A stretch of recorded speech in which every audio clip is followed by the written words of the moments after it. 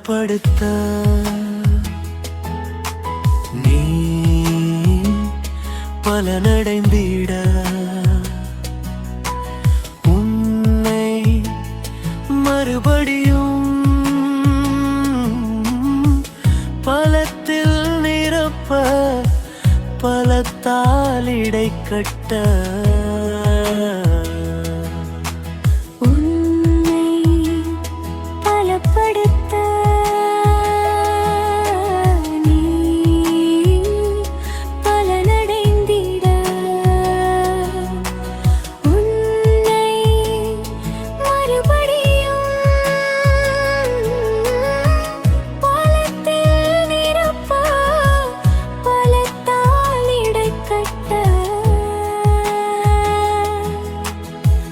கழுகுகளைப் போல் பலனடைந்து படைந்திட உன்னை மறுபடியும் பலப்படுத்துவேன்.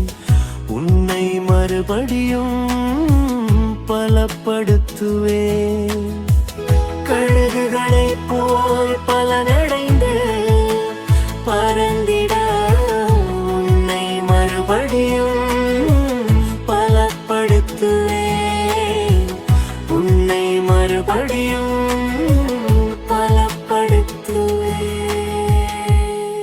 இன்றைக்கு நீங்கள் பலப்படும்படியாய் ஆண்டவர் இன்னைக்கு உங்களுக்கு வார்த்தையை சொல்றாரு. சங்கீதம் 1:2 கர்த்தருடைய வேதத்தில் பிரியமாயிருந்து இரவும் பகலும் அவருடைய வேதத்தில் தியானமாயிருக்கிற மனுஷன் பாக்கியவான். நிறைய நேரங்களில் நாம் வேதத்தில் தியானமாக இருக்கிறோமா அல்லது வேதத்தில் கான்சன்ட்ரேட் பண்ணுறோமா அப்படின்னா கண்டிப்பாக கிடையாது. தேவ பலன் என்ன தெரியுமா? உங்கள் வாழ்க்கையில் அதிகாலையில் எழும்பி தேவனோடு அதிக நேரம் ஜெபித்து விட்டு பேசிட்டு வேதத்தை எடுத்து அதிக நேரம் தியானிக்கிறது தான் உங்களுடைய பலன். அழகா வேதம் சொல்லுது, சங்கீதக்காரன் சொல்கிறான், கர்த்தருடைய வேதத்தில் பிரியமாயிருந்து இரவும் பகலும் அவருடைய வேதத்தில் தியானமாக இருக்கிற மனுஷன் பாக்கியவான். நீங்கள் பலப்படணும்னா நீங்கள் செய்ய வேண்டிய முக்கியமான காரியம் வேதத்தை நேசிக்க வேண்டும், அதை வாசிக்க வேண்டும், அதை தியானிக்க வேண்டும், மெடிடேட் பண்ணணும். வேதத்தை மெடிடேட் பண்ணக்கூடிய ஒரு சூழ்நிலையில் ஆண்டவர் உங்களை வைக்கிறேன்னு சொல்லி சொல்கிறார். நீங்கள் மெடிடேட் பண்ண ஆரம்பிச்சிட்டிங்கன்னா நீங்கள் அதிக பலனை அடைவீர்கள், அதிக மகிமை அடைவீர்கள்.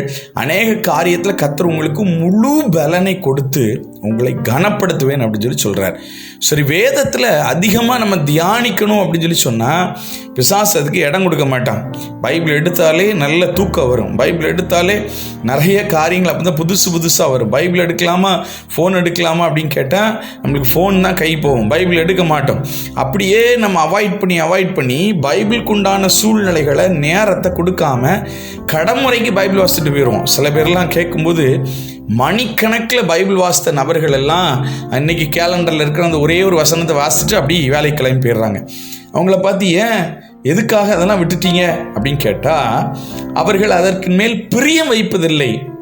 உண்மையாக நீங்கள் பலன் கொண்டு ஆண்டவருக்குள்ளே திடமானதாக இருக்கணும்னா வேதத்தில் பிரியமாக இருக்கணும் அப்படின்னு சொல்லிட்டு ஆண்டவர் விரும்புகிறார். பிரியமாக இருக்கணும். இன்றைக்கி உங்கள் பிரியம் எது மேலே இருக்குது? நீங்கள் பலனற்று போவதற்கு காரணம் வேதத்தில் பிரியம் இல்லாமல் போகிறதுக்கு தான். இன்னொரு வசனம் கூட இருக்குது, பயங்கரமான வசனம். நீ வேதத்தை மறைந்தார் உன் பிள்ளைகளை நான் மறப்பேன் அப்படின்னு சொல்லி சொல்கிறார். அப்படின்னு என்ன அர்த்தம்னா, நீங்கள் ஒழுங்காக பைபிள் வாசிக்கலன்னா உங்கள் சந்ததி ஒன்றும் இல்லாமல் போயிருன்னு அர்த்தம். நீங்கள் ஒழுங்காக வேதத்தை தியானித்து ஒழுங்காக தேவனோடு இல்லை அப்படின்னா உங்கள் சந்ததியே இல்லாமல் போயிடும். உங்கள் சந்ததி ஆசீர்வாதமாக இருக்காது, உங்கள் சந்ததி நிர்கதியாக நிற்கும். சந்ததி அதாவது பிள்ளைகளை நான் மறந்துடுவேன் அப்படிங்காரு. மறந்துடுவேன்னா முடிஞ்சு போச்சு, அவ்வளோதான்.